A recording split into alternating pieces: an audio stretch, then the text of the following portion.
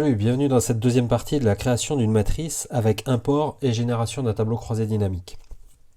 L'idée est de fusionner plusieurs feuilles en une seule à partir du même fichier ou bien de fichiers connexes. Donc pour ça, j'ai préparé un fichier pour cette vidéo complémentaire au fichier de la première vidéo. Alors si tu n'as pas vu cette première partie, je t'invite à le faire. Je te mets le lien dans la description et en haut, normalement quelque part là. Et dans ce deuxième fichier, on va refaire exactement la même chose, mais on va joindre les deux fichiers pour jouer avec l'import range. Voilà. Et donc il faut savoir que l'import range a une petite particularité, c'est que la première fois qu'on fait une jointure entre deux feuilles, il va falloir que l'on accepte cette jointure. Donc là, moi je l'ai déjà fait, mais je vous montre ici la formule, l'import range, quand voilà, il est nécessaire d'autoriser explicitement que les feuilles de calcul puissent extraire les données les unes des autres. Et donc ça, c'est une fois que c'est accordé, mais il faut l'accorder la première fois. Donc il y a un petit message, et je l'ai fait à côté parce qu'en fait, ce petit pop-up de message n'intervient pas quand on utilise l'import range au sein d'une autre cellule. Donc voilà, c'est un petit truc que je vous donne là. Et donc, je vais pouvoir importer de la même manière que tout à l'heure avec un sort pour gérer les espaces, les lignes vierges.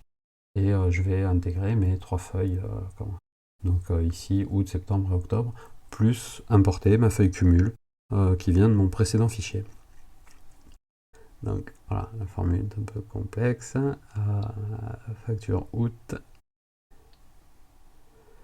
facture septembre. Donc comme tout à l'heure, hein, je l'ai indiqué, c'est comme on définit des plages de valeurs, des plages de cellules. On n'a pas besoin de mettre des cotes ou des guillemets, hein. C'est directement la valeur définie avec nom de la feuille, point d'exclamation et range désiré. Et donc là, je mets directement les 4 colonnes de A jusqu'à D et sans reprendre le titre. Et donc on ferme la collade. Et là, ça va charger. Voilà, donc là j'ai une petite faute dans la formule. Et voilà, je charge. Et donc j'ai récupéré l'intégralité de mes valeurs. Donc là j'ai joint non seulement mes trois feuilles ici, mais aussi le fichier précédent.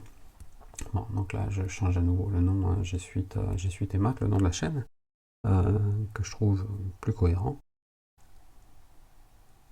Voilà, donc maintenant mes trois feuilles sont jointes, j'ai récupéré toutes mes données. Bon, ça je peux l'effacer, c'était mon chargement pour vous expliquer la particularité sur import range. Voilà, donc maintenant on peut intégrer le tableau croisé dynamique. Bon, moi je l'ai déjà fait, mais voilà, on fait données et tableau croisé dynamique. Là, mon tableau représente tout, et donc je vais vous donner un petit tips comme j'ai déjà fait. Donc pensez bien au filtre là sur les celluloïdes. Un petit tip, c'est que ici, si vous prenez par exemple dans les lignes, je sélectionne le client, vous voyez qu'il s'est tassé.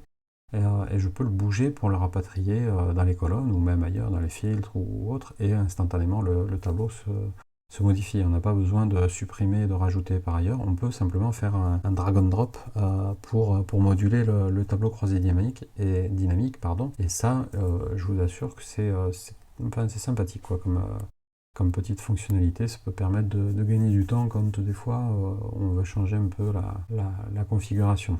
Bon, j'espère que cette vidéo vous a plu, vous a appris des choses sur l'import, sur la manière de construire une matrice. Là, j'ai fait une matrice avec des tableaux rigoureusement identiques, mais on peut tout à fait imaginer, et ce sera peut-être l'objet d'une prochaine vidéo, on peut imaginer que les tableaux soient pas similaires et qu'on fasse un espèce de regroupement avec en plus du VLOOKUP. Voilà, bon là pour finaliser le fichier, je vais tout simplement cacher la feuille.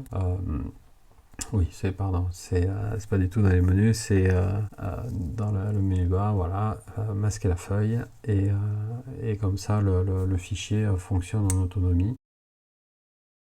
On met à jour chacun des mois de facture, et le tableau de croisé dynamique se met, voilà. Bon, s'il faut la feuille, c'est pas un problème.